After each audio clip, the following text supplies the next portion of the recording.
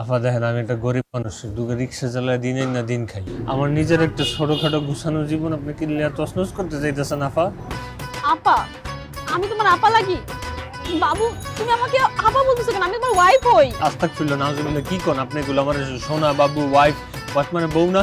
আপনি আমার কবের বউ? আমি কি আপনার বিয়ে করছি? দেখেন আমি না মানে বুঝতে পারতেছি যে আমি ছোটবেলার থেকে দেশ গ্রামে থেকে বড় হয়েছি, তো সব ফ্রেশ ফ্রেশ জিনিস খাই, আমার ভিতরে কইজা গুজা সব ফ্রেশ। ওটি নিয়ে বেশি দামে বেচতে পারবেন, কিন্তু আমার কিনলে কি আপনি আপনি অন্য কেউ টার্গেট করেন আমার স্যারের।